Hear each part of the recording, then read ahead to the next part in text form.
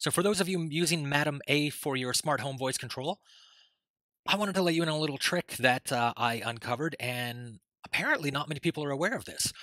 So you can actually put your Amazon Echo devices within your specific groups and call that a room, and then you can have location-based voice control, which is really cool. It's actually aware of what other devices are in that room, and you can just say turn the lights on, turn the lights off. Super simple. So the requirements here, you have the Amazon Echo device. Has to be an Amazon device, and we'll get to that.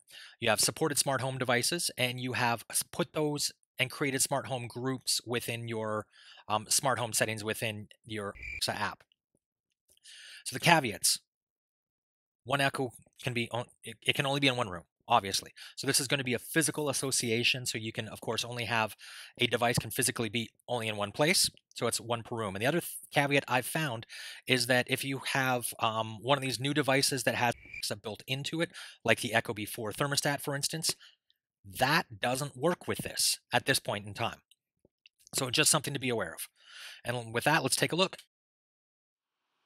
So here we are over on the Madam A app. And as you can see, I got a whole bunch of smart home devices in here, and we can, of course, using our voice, we can refer to each one of these. I could say, Madam A, turn on the flood master bedroom, turn it off. Naming conventions can get pretty hard, so it would be a lot nicer if I could use groups to do this, which I can. And now I can say turn the master bedroom on or off. Turn on master bedroom lights. Okay.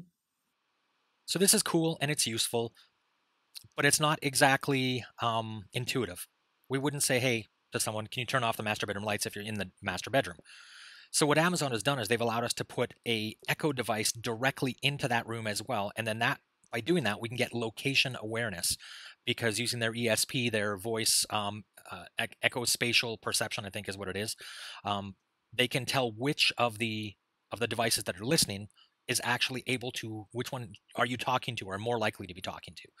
So doing that, I can just say, hey, turn on the lights, turn off the lights, and it will know, because it knows who I'm talking to, which Echo device I'm talking to. It'll know which devices are in that group, and then I can just turn it on or off, which is cool.